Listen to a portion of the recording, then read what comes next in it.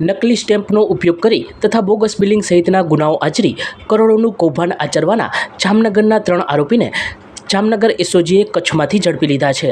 બનાવટી હથિયાર લાયસન્સના પ્રકરણમાં પણ આરોપીઓ સંડોવાયેલા હોવાનું પ્રકાશમાં આવ્યું છે. એસપી પ્રેમસુખ ડેલુ દ્વારા સમગ્ર પ્રકરણ અંગે માહિતી આપવામાં આવી હતી. સી ડિવિઝન પોલીસ સ્ટેશનમાં એક બોગસ દસ્તાવેજ બનાવીને એક ટોળકી વિરુદ્ધ ગુનો દાખલ થયો હતો અને આ જે ટોળકી છે આ ટોળકીમાં ટોટલ 3 લોકો જે છે વનરાજસિંહ પરવીનસિંહ વાળા જાતે દરબાર જામનગર, મયુરસિંહ ઉર્ફે લાલો ભરતસિંહ સોડા જાતે દરબાર નિવાસી જામનગર, સત્યજીતસિંહ યોગેન્દ્રસિંહ જાડેજા જાતે દરબાર એ પણ જામનગરના નિવાસી. એ જે 3 લોકો છે આ 3 લોકો વિરુદ્ધ સી ડિવિઝન પોલીસ સ્ટેશનમાં બોગસ દસ્તાવેજ ચીટિંગની એક ફરિયાદ દાખલ થઈ હતી.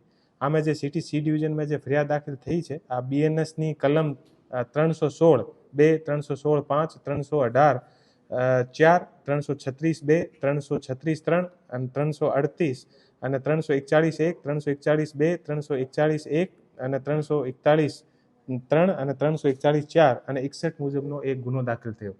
આ ટોળકી ઉપર સુરત જે સિટી છે ત્યાં ડીસીબી ક્રાઇમ પર બોગસ દસ્તાવેજ બનાવીને અને બીજા સ્ટેટથી ગેરકાયદેસર હથિયાર જે છે એ હથિયાર લેવાનો ગુનો પણ દાખલ થયો છે.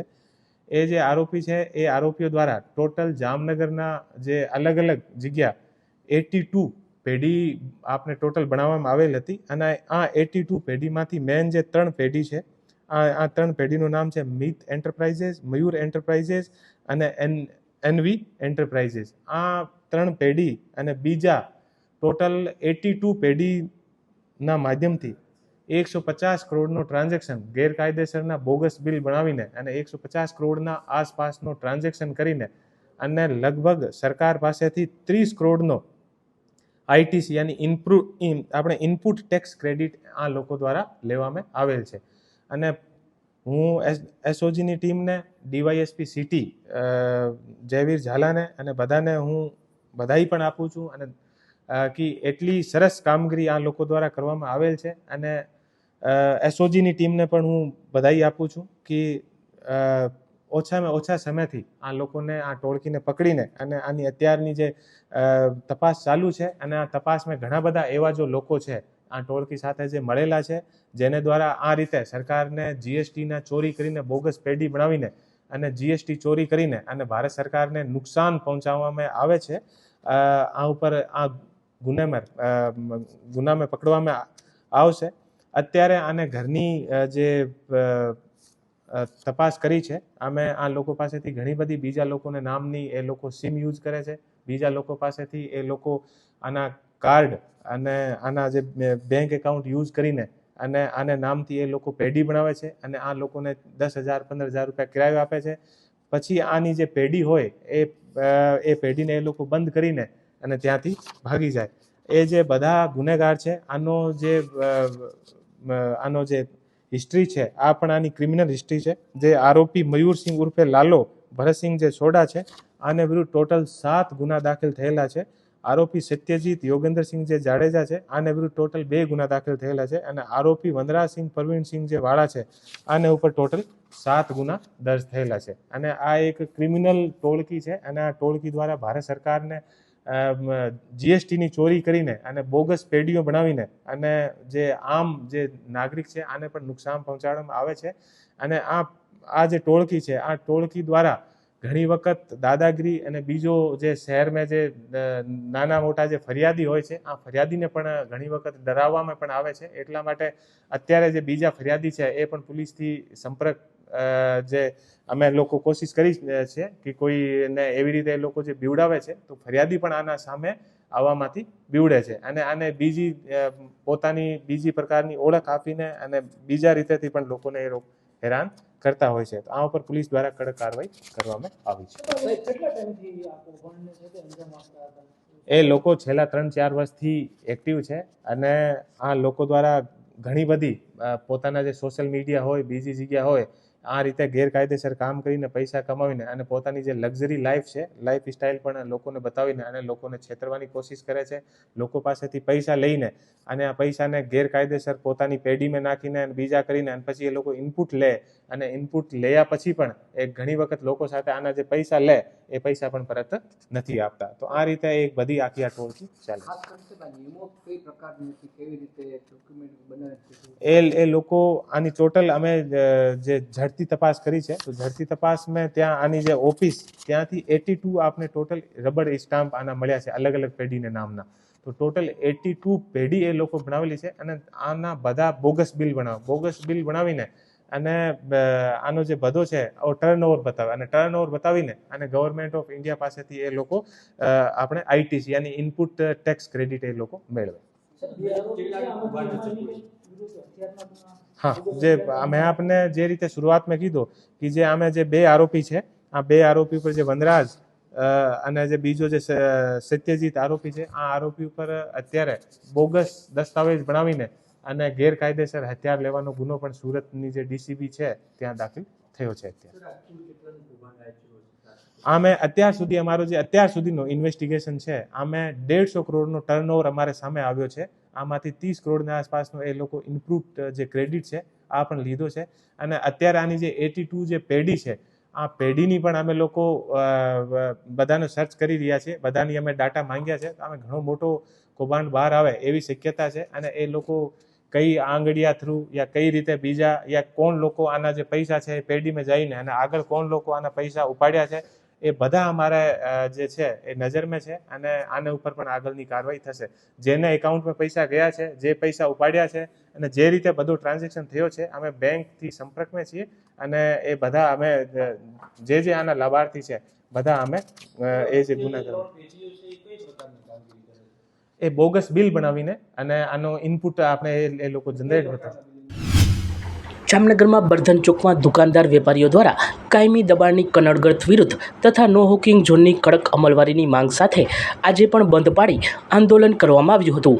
વેપારીઓએ વેપાર બંધ રાખતા મુખ્ય બજારમાં સન્નાટો જોવા મળ્યો હતો. વેપારીઓના આક્રોશના પડઘારૂપે તંત્રની કાર્યવાહીના ભાગરૂપ બપોરે ફરી અહીં એસ્ટેટ શાખા ત્રાટકી હતી. 14 રેકડી અને 1 કાઉન્ટર જપ્ત કરવામાં આવ્યા હતા. સાંજે પણ વેપારીઓએ વિરોધ ચાલુ રાખી કાળી પટ્ટી ધારણ કરી રામધૂન બોલાવી તંત્રને ઢંઢોળવા પ્રયાસ કર્યો હતો. જામનગરમાં આજે પોલીસ દ્વારા જીજી હોસ્પિટલ તથા જિલ્લા સુરક્ષા સેતુ સોસાયટીના સહયોગથી વિશ્વકર્મા બાગ ગાંધીનગર પાસે રક્તદાન કેમ્પનું આયોજન કરવામાં આવ્યું હતું. કેમ્પમાં સિટી ડીવાયએસપી જયવીરસિંહ ઝાલા સહિતના અધિકારીઓ તથા પોલીસ કર્મીઓ ઉપરાંત જનતાએ રક્તદાન કરતા કેમ્પને ભવ્ય પ્રતિસાદ સાંપડ્યો હતો. કુલ 300 યુનિટ જેટલું રક્ત એકત્ર થયું હતું.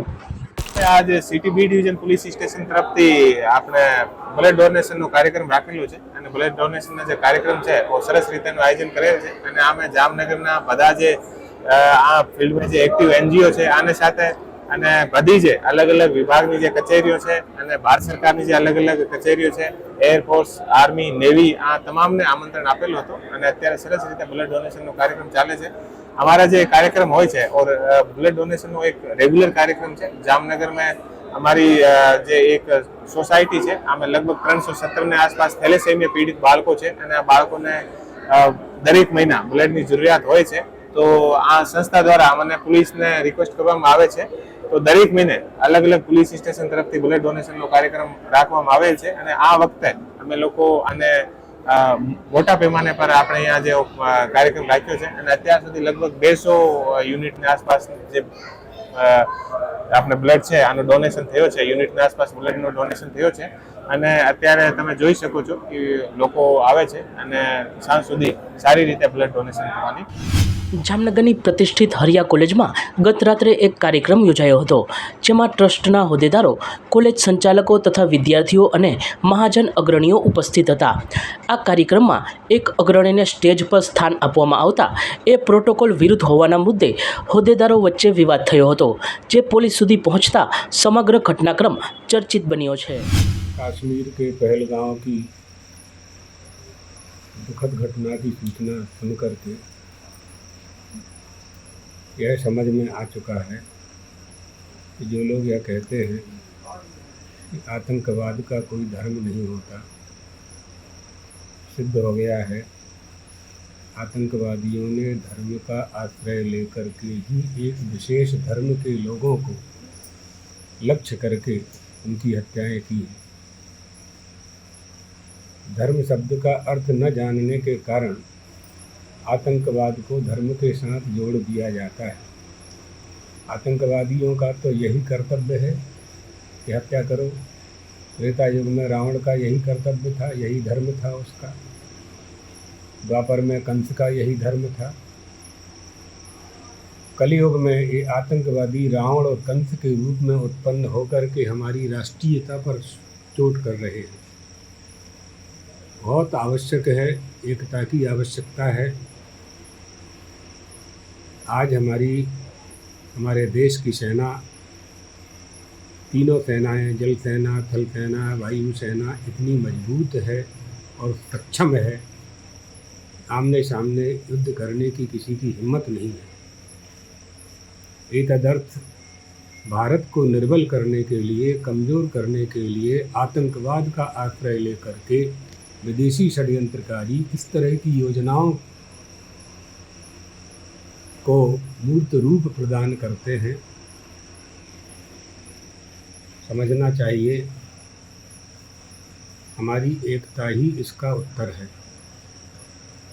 समस्त हिंदुओं को दलगत राजनीति से ऊपर उठ करके एक होना चाहिए और यही उनके लिए सबसे बड़ा मुंहतोड़ जवाब देने जैसा होगा। हम चाहते हैं कि हिंदू समाज, सनातन धर्मावलंबी, हमारा धर्म सनातन धर्म तो मानवता, वसुधैव कुटुम्बकम की अवधारणा को धारण करता है। किसी के प्रति देश की भावना हमारी नहीं होती है, लेकिन हमारी सुरक्षा करने का अधिकार तो हमें होना ही चाहिए। जैसे स्वतंत्रता का अधिकार हमने प्राप्त किया, तो धर्म पालन की भी स्वतंत्रता हमें होनी चाहिए। आतंकवाद से युद्ध करने के लिए हमारी एकता ही सबसे बड़ी सफलता की कुंजी है। एतदर्थ भारत सरकार, स्वयंसेवी संस्थाएं, हिंदू धर्मावलंबी और मुस्लिम मजहब वालों से भी हम अपेक्षा करते हैं कि इस समय उन्हें आतंकवाद के खिलाफ बोल करके अपनी भारतीयता सिद्ध करना चाहिए। किसी को भी भारत में निवास करने वाले किसी भी समुदाय के व्यष्टिगत या समष्टिगत किसी को भी यह अधिकार नहीं है कि वो आतंकवादियों को प्रोत्साहित करे। हम लोग अध्यात्मवादी लोग हैं। भगवान द्वारकाधीश से प्रार्थना करते हैं कि सभी के मन में, भारत में निवास करने वालों के सभी के मन में एक ऐसी जागृति उत्पन्न हो कि हम आतंकवाद का डट करके मुकाबला कर सकें। भेदभाव भुला करके हमें इनके सामने युद्ध करना होगा। इसी मंगल कामना के साथ यह हमारा संदेश है। જામનગરમાં આજે ચૈત્ર વદ તેરસના દિને હવાઈ ચોક પાસે આવેલ ભાનુશાળી વાડમાં શ્રી હિંગળાજ માતાના મંદિરે પરંપરાગત રીતે નવચંડી મહાયજ્ઞનું આયોજન કરવામાં આવ્યું હતું. ભાનુશાળી જ્ઞાતિના પ્રમુખ કિરીટભાઈ ભદ્રાની આગેવાનીમાં સંપૂર્ણ ધર્મોત્સવ યોજાયો હતો. મહાયજ્ઞ પછી જ્ઞાતિજનો માટે મહાપ્રસાદનું પણ આયોજન કરવામાં આવ્યું હતું. તેમજ ધર્મોત્સવની પૂર્વ સંધ્યાએ મહારાસનો કાર્યક્રમ પણ યોજાયો હતો. સચોટ સમાચારો સૌથી ઝડપી મેળવવા માટે અમારી ચેનલને સબસ્ક્રાઇબ કરો.